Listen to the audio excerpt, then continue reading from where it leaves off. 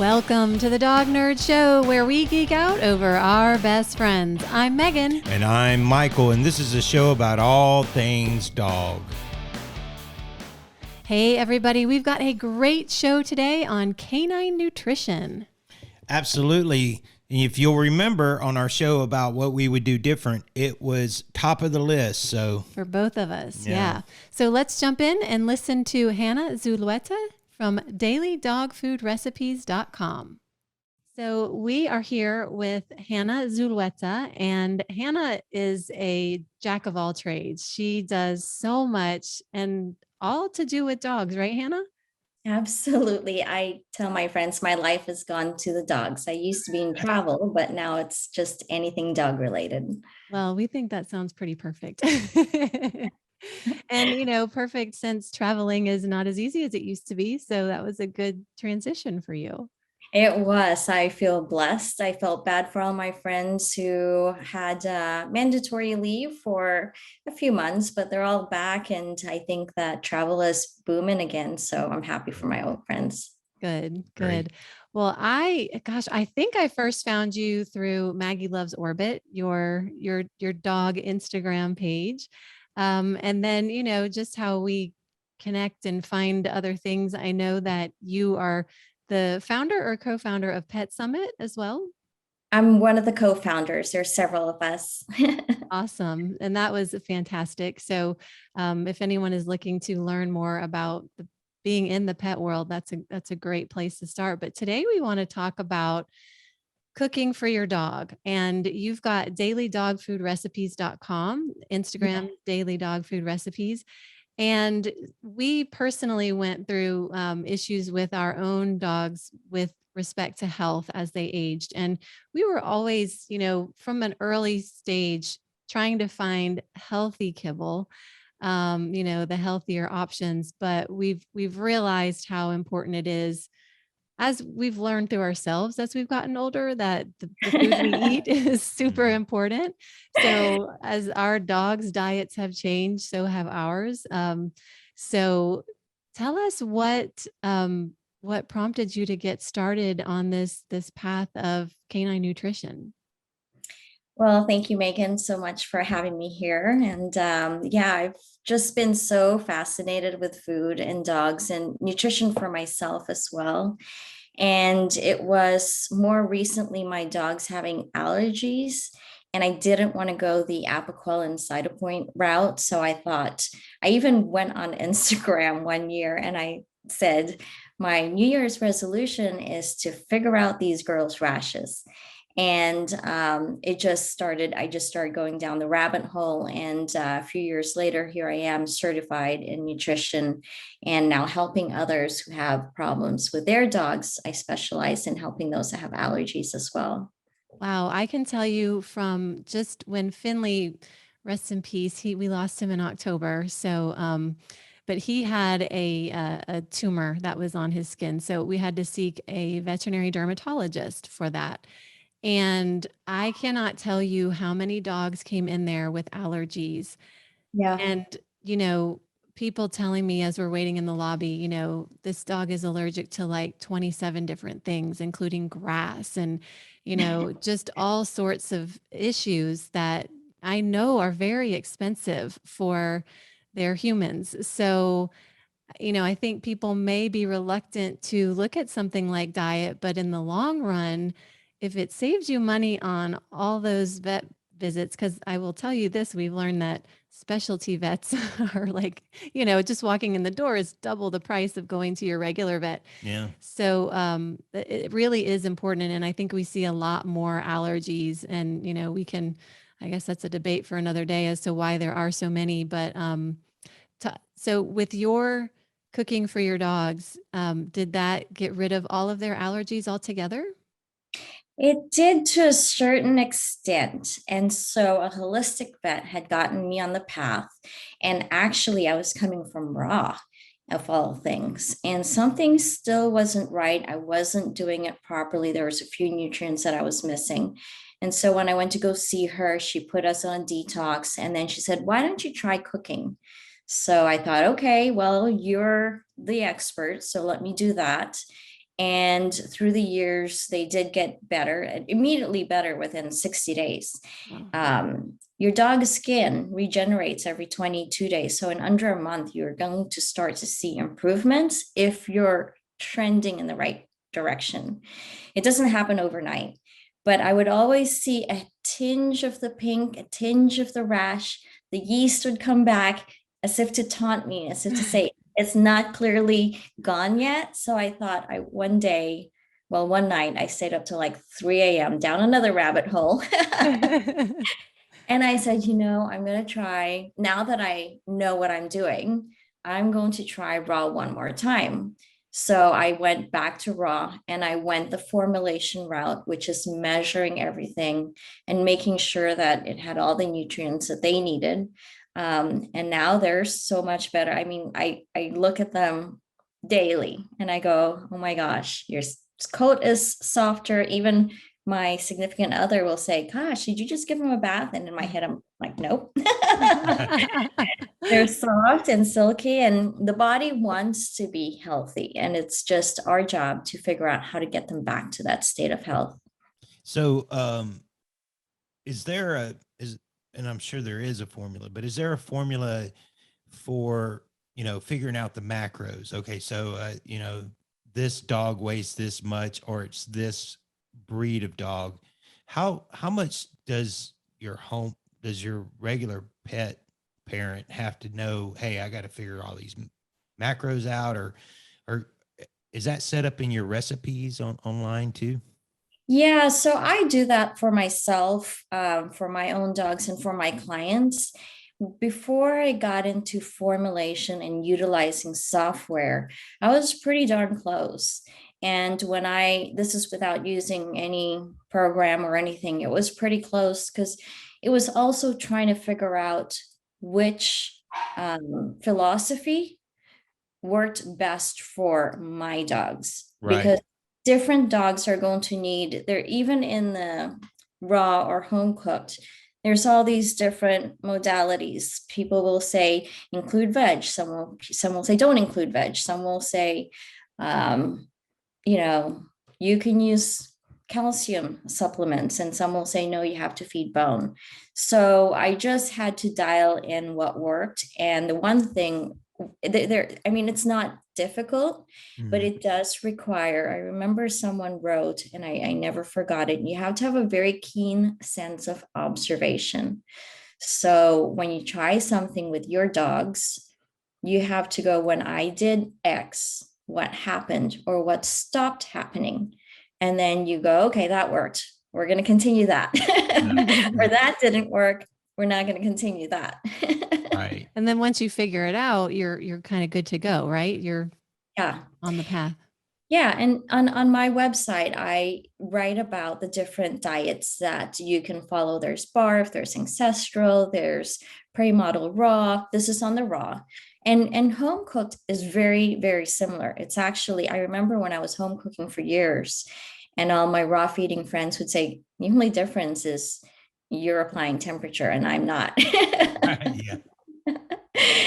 And even I will sit after I make a bowl, I'll go, okay, does it have protein? Does it have seafood? Does it have calcium? Does it have liver? Does it have another organ? Does it have fiber?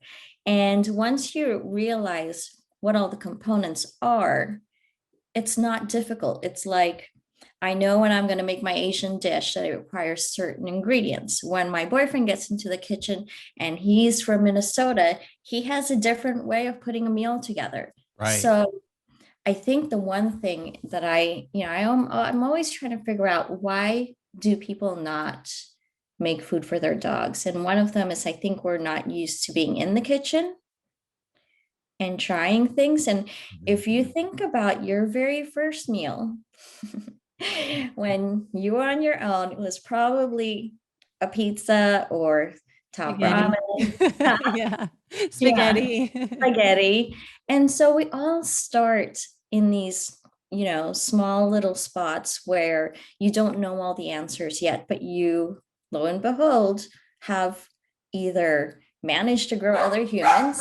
There goes the dogs. It's okay. You're on the right show for having them bark. Yeah. And So you just figure things out as you go along. And the key thing that to be successful in preparing meals for your dogs, whether or not you're cooking them or making them raw, is there are some principles which are to add a lot of variety, Hmm. and rotate, even in your supplements. I realized I got comfortable and I was using the same digestive enzyme supplement, which used to work for my dogs perfectly. And then all of a sudden she started getting teary, weepy eyes. Really? And Wow. yeah, and so I sat back, I'm like, I haven't changed anything. What's going on? Mhm. And so then I kind of was writing one night and I went, oh, I haven't rotated her enzymes. Yeah. So I rotated that. Uh, Okay. Everything, probiotic, prebiotic, omegas, whatever you add, rotate that. Proteins, you rotate. Organs, you rotate. Fish, you rotate. So that's the one overarching principle, Hmm. Right. because one of the mistakes that people will make once they start entering the I'm going to cook for my dog realm is they follow the one size fits all approach and they go, oh, I do chicken and rice and whatever. Oh, that's great. What else do you do? That's all I do. Right. Yeah. Yeah. So when you say rotate, are you saying like this weight week or this month use the probiotic, but then go off of it, or change the brand, the one you're using? Both. Okay. So you would rotate and interchange your brand. So let's say you use Mercola and then you use Adored Beast. And I would even rest a week Okay. in between. And then also test to see if you still need it. Hmm. So, for example, one of my dogs were starting to have a few gut issues. And so I put her on a gut supplement. And once everything stabilized, I took her off it. I'm not Right. going to keep Okay. giving it to her. Gotcha. What's that? What is the rotation? Is it daily? Oh, I mean, feed a different protein daily or weekly? What's the frequency of the rotation of, say, a protein or veg or? Yeah. I always say it will vary. Again, there's not a one size fits all answer. You have to look at your own dog and see what's happening. Right. I know a friend who was feeding her dog turkey a lot. And then all of a sudden he developed a turkey sensitivity and she was changing things out maybe once every 2 months or once every month. And when I was dialing in my raw, I was doing every 2, 3 days, I would change out a protein because I'd come home, I'd pack it, and I'd freeze it in these little containers. And then I said to myself, okay, let me see what would happen if I switched it out every day. Okay. And I realized that they did better on it. And then scientifically, if I test it out in the software, and you put up all the different ingredients up next to each other, you realize, well, this has more taurine, and this has more of this amino acid, and this has more of this vitamin. This one has more minerals. So Yeah. then you realize if you're not utilizing software, the very experienced fresh feeders, and I'll call them fresh feeders because they could be home cooked or raw, will say that they're feeding their dogs anywhere from 9 to 13 proteins a month. And you go, how do you do that? Well, it could even be just a treat or a Right. chew. That's Okay. different. Right. Okay. And why, other than allergies, why should people consider moving off of kibble and to raw or homemade? What would be the benefits that you would see? So I have a different take on this, and this is not scientifically backed. This is just some deep thinking that I've been going through. There's a very old study, and I have that article on my website about Pottinger's cats. And early on, about 100 years ago or so, this doctor was running some tests, and I think he was using the adrenal glands of cats. And I can't remember just right now exactly what it was. When people started to hear this, they started dropping off all their cats. And he soon found himself with 400 cats and no way to properly feed them all a biologically appropriate meal. So he thought, well, let me try an experiment. So he put a third of them on a raw diet, a third of them on a cooked diet, and then a third of them on a cooked and milk diet. And by doing this over the course of, I think it was 10 years, he saw the different results of what was happening and the different generations of what happens when you don't feed a biologically appropriate diet. And in the first generation of cats that weren't being fed properly, he started to see degenerative illnesses in the latter part of their lives. In the second generation, it was happening in the middle stage of their lives, so the 7 and 8-year-olds. And then in the third generation, they were getting sick much earlier. And then there was no fourth generation. They couldn't even have children. Wow. So I found this study interesting because I don't think right now that there are food clinical studies that go over multi-generations. Yeah. And I'm part of different breeding groups, and I'm starting to hear different breeders have conversations about, oh, I'm not going to use that kibble anymore because my girls didn't go into heat. And I perked up. I went, that's kind of interesting. And then another breeder will say, oh, that worked fine for me. But we don't know the story why it's stopped working for one group of breeders. And so I started thinking about breeders who are seeing multi-generationally lines and the effects of food. What if, because kibble is so hard to process, I'm not even going to go into what it's made of or all the processes. If you just think of how hard it is, Yeah. Yeah.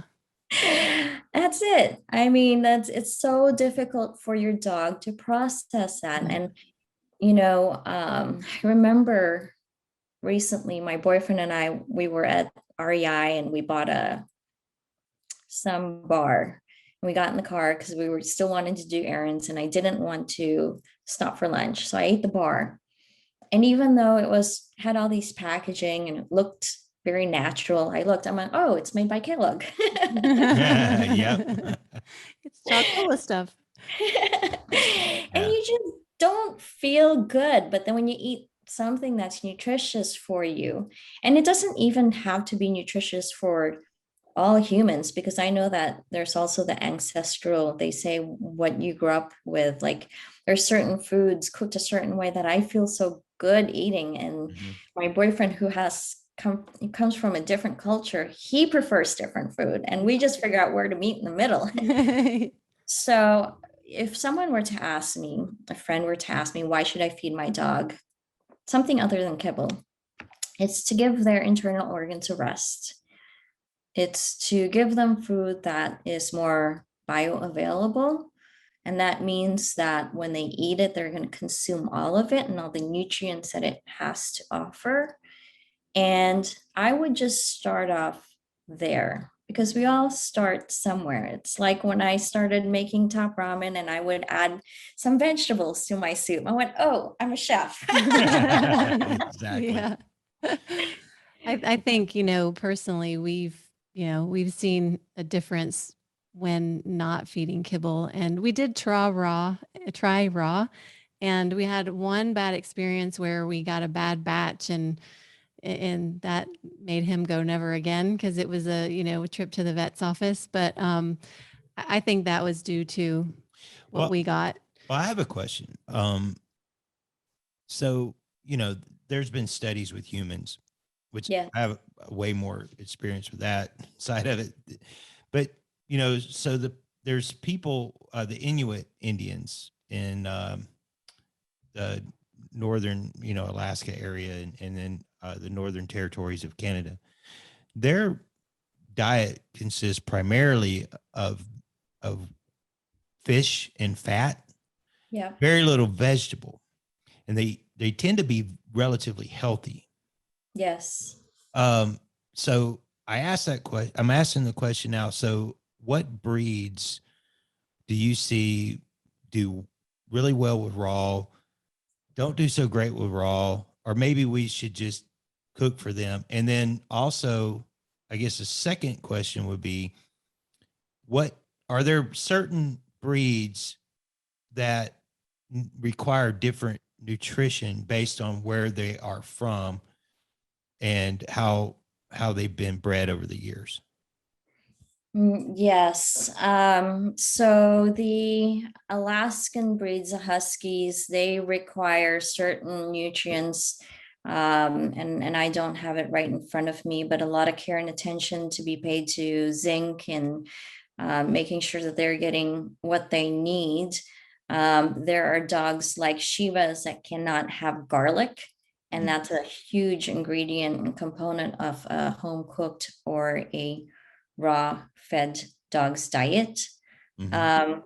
And then you have all the C-section dogs, the brackies, Mhm. who seem to have more allergies. And it's interesting. I find it interesting that you brought up human nutrition, because I read a lot about human nutrition, which is 20, 30 years ahead of us in the canine nutrition space. Right. And there's a lot of talk about the microbiome and how diverse it has to be. And so I don't know if I can put different things into buckets, but there are tendencies, I guess, Mhm. Right. So Yeah. Shih Tzus get a lot of kidney stones. Why? They don't like to drink water. Ah, wow. So And I lots would, of nuances with these yeah, breeds. Yeah. little things. And, my sister has a Shih Tzu. She doesn't like to eat off a bowl because the whiskers touch the bowl. So she Ah. has to eat off a plate. And my sister has spent hundreds of dollars trying to figure out which water bowls will work for her. And so Wow. yeah, there are different diets, and raw is not for everybody. Cooked is great. Again, if one of mine didn't keep having a little bit of those rashy symptoms, I would have stayed on cooked. Yeah. And I may even I am actually going to start incorporating more cooked again now that I have the formulation software and I can get really precise. Mhm. Right. I think that for the most part, if you don't have a special case dog and you've got an otherwise healthy dog, you can follow a lot of the principles. I call it Lego blocks. So I know I need this much protein. I know I need this much calcium. I know I need this much organ meat. And fiber and seafood. A lot of people forget seafood Right. in the sense that they think, okay, I'm going to squirt a pump of fish oil, Mhm. but there's also zinc and there's manganese and iodine. And so the other thing that we do a lot of is we go towards convenience. So fish oil in a bottle is convenient. And so I just say, slow it all down. Can you find Yeah. a slower approach? Yeah. Yeah. Right. That's important. And how hard would it be to find, because I was looking at your website and I know some of the ingredients might be a little harder to come by.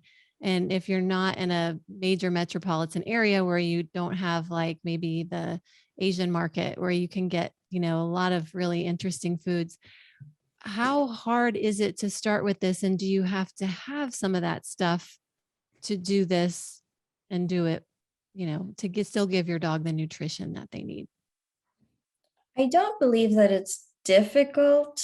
I think that it's difficult in the sense where if you are trying to do it from whole food sources, but if you can't source oysters at a very economical price, I can get 60 oysters in there in the dryer right now. And for $13, Wow. which, you go to a restaurant, a dozen oysters is under $20. Right. So, but you can get zinc supplements. And so once you know the components, you go, okay, I can't get an ingredient. This is when I have to turn to a supplement. Okay. And so it's highly achievable, Yeah. highly achievable. It's not unattainable at all. And you said the dryer, you're dehydrating some of your foods, right? Yes. Okay. Yeah. I was reading about that. So I just wanted to clarify that for the listeners.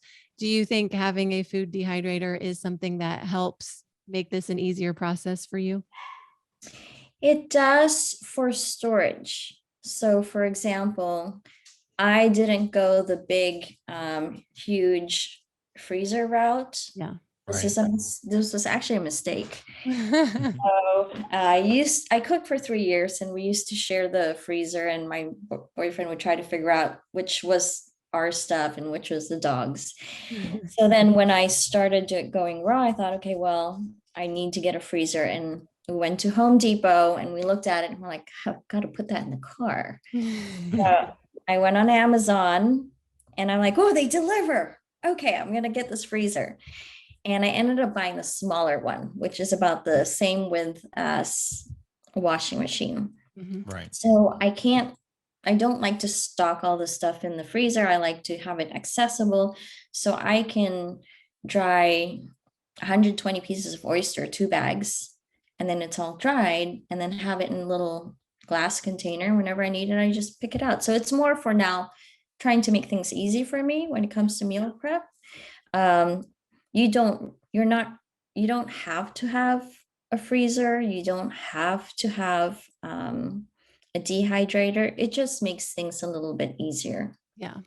And and then it's another thing that I don't do compared to other fresh feeders is I don't really go order from huge exotic places. I try to source everything from the same places that I shop at.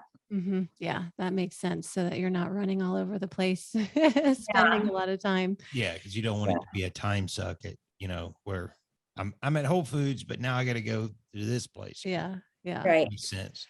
A question, I didn't put this in the notes that I would ask this, but because we're seeing dental issues with Riley, can you just talk for a moment about raw bones? And I know that that's the people that feed their dogs raw their dogs have the cleanest teeth.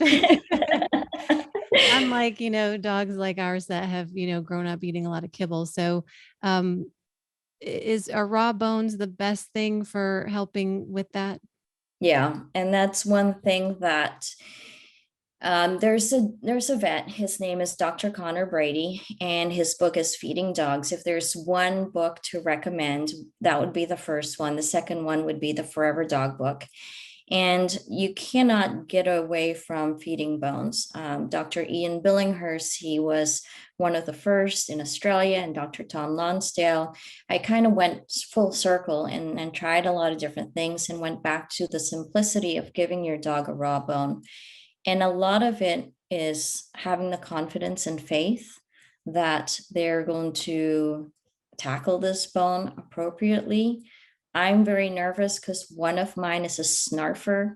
She just acts like she's never seen a bone in her whole life. I mean, I just gave her a raw duck foot this morning, and I never take my eyes off her. I'm always watching her. Yeah. But that would be something that right. Oh yeah.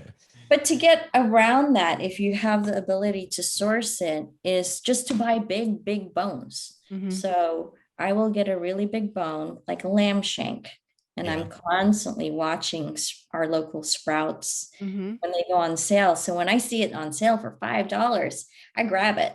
And you trim off all the excess meat for you, leave a little bit on, and it's a scraping.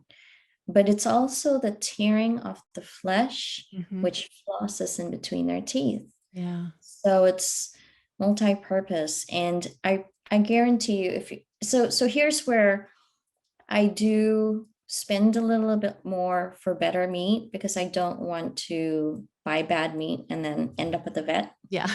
Yeah. Yeah, that makes sense.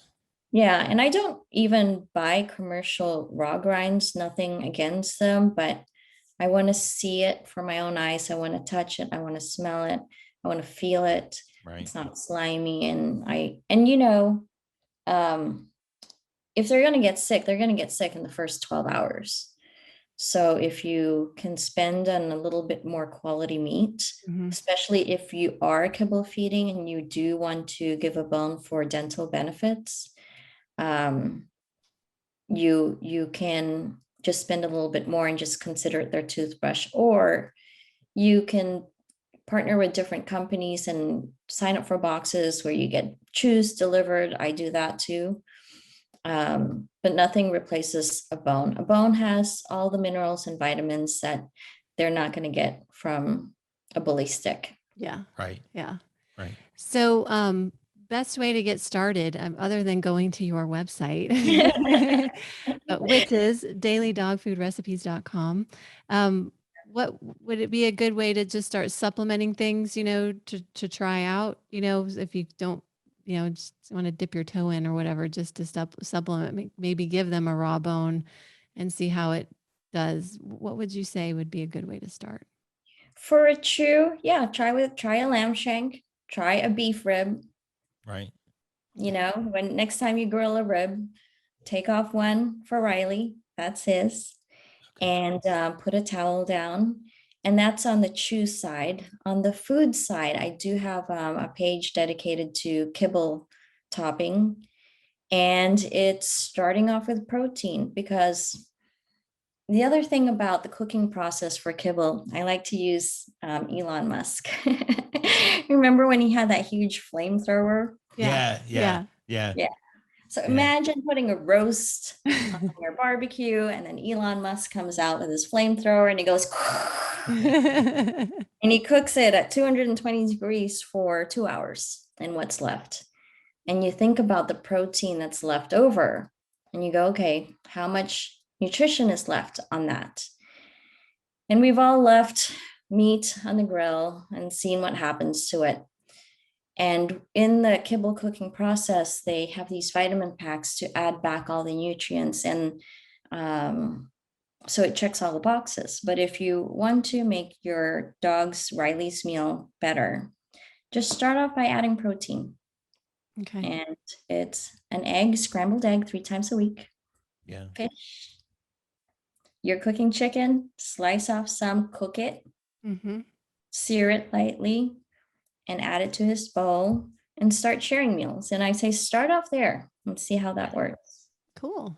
Yeah, I think that's a great idea. So you're not suggesting, so if anybody's watching this, you're not suggesting, okay, stop kibble right now and just feed your dog a raw meal tomorrow.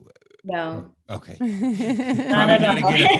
not a good idea, right? Don't get ideas. I mean, I think that first and foremost, and I can't remember, I read so many books. One of the books, when she started talking about her instructions, was she said, you have to start off with some confidence. I went, I've never had anyone say that. And I thought about it. It is a leap of faith. Yeah. Yeah. And so you have to, if you are energetically not feeling right with where you're going nutrition wise, it's not the path. Start Right. off where you're comfortable, and read some, try a few different things. There are commercially prepared cooked diets, and you can look at their ingredients, kind of like how I learned to cook. I'll go to my favorite restaurant, I'll go, how did they make that meal? And let me figure out if I got all those ingredients, I'm going to make it at home. Right. So that's what I do. I go to different commercial cooked companies' websites, and I go, oh, well, I've got those ingredients. Let me make that. My only thing is, when it comes to nutrition, dogs can get their energy from primarily fat, and then protein, and carbs are added in there and formulated in there and checks all the boxes, but they will do fine. I home cooked and never added any carbs. No rice, barley, any of that. I did sometimes add in sweet potatoes or squash or other non-starchy vegetables. Right. But it's going back to the building blocks. And once you understand all the building blocks, or I would call it, my boyfriend would say, what are you doing? I'm like, oh, I'm playing with my Legos. Because you just put it all together. And then once you realize, okay, I need these 8 components. Do I have it? It's very easy, but you don't have to start today or tomorrow. You can ease into it. And you're at your own pace. And those are good tips to 3 times a week. Just, you do the egg and add things in and start, like you said, get confident with it. And just learning. Knowledge is power. And I think as we all understand the value of nutrition for ourselves, that's when we start looking at what Yeah. we're feeding our animals and go, And then when they start having issues, that's, really when you start going, gosh, I wish we had known then what we know now, because we would Yeah. have done things a lot differently. Yeah. Yeah. But Agreed. yeah, it's it's really interesting. It sounds like keto for the dogs. But yeah, I think it's important that people get it because you are what you eat, right? Yeah. So I think that is very important. What we put in our bodies, we should also consider what we put in our dogs' bodies.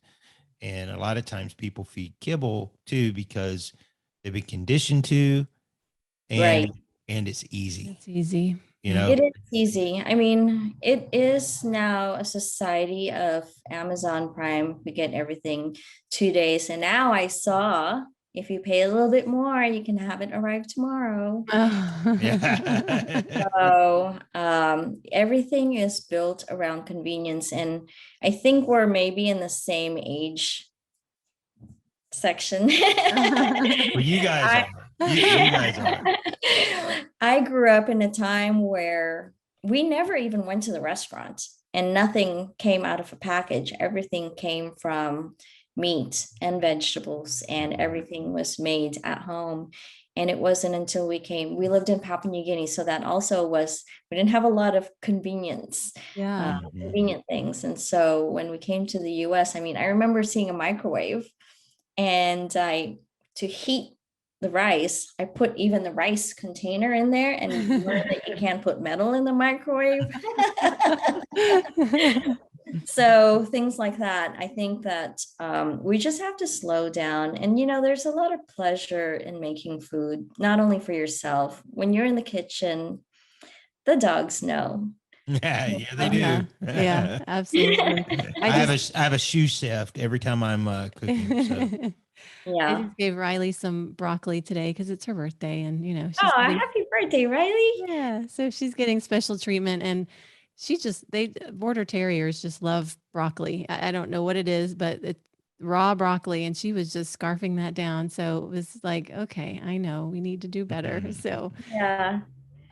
any other questions? I think this was so This is informative. fantastic. I really enjoy it. And I think it's something that we are going to incorporate into our daily.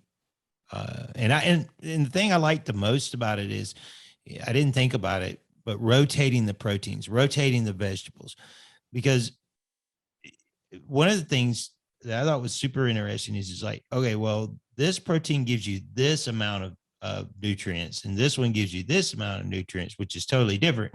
So if I rotate them, that means they're getting a balance of nutrients. And I like that idea.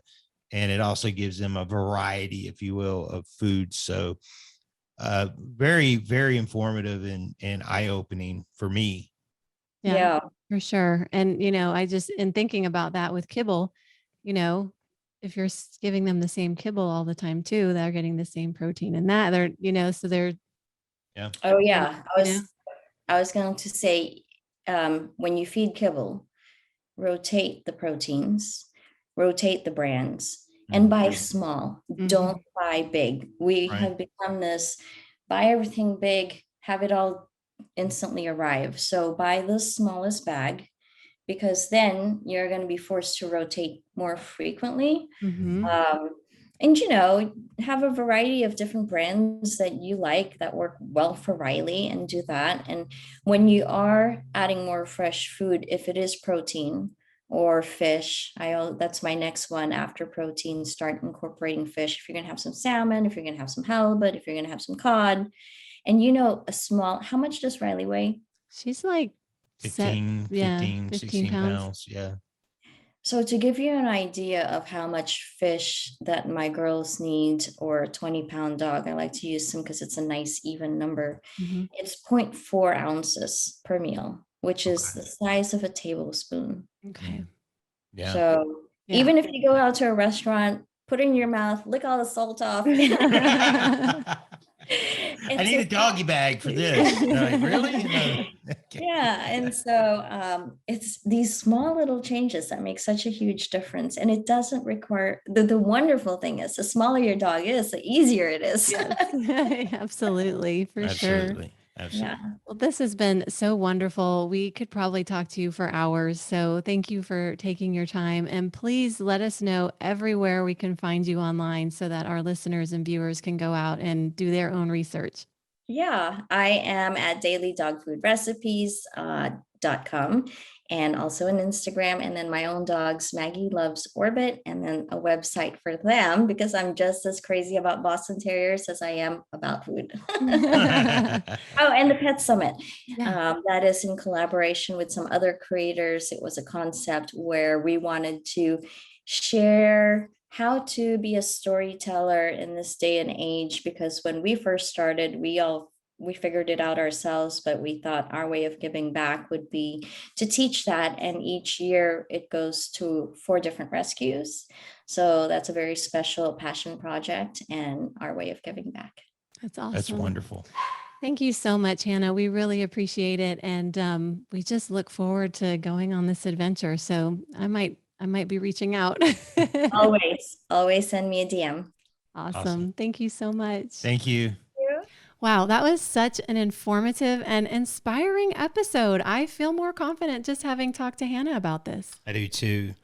Folks, I want to ask you, please, if you like this content and the content we've done, please give us a thumbs up. And if you do it, mind subscribe. You can hit a notification bell to let you know when we have these videos and when they come out. Also, if you're listening to us on the podcast, please review it there. Yeah. And you have a very special shout out, don't you? yeah. Speaking of podcasts, so Kettle Cove Standard Poodles, thank you for listening. So if you want to follow them on Instagram, it's kettlecovecurls.poodle. They actually are a listener and they gave us a shout out after listening to the episode on deadly mushrooms to humans and dogs. So thank you guys for listening and watching.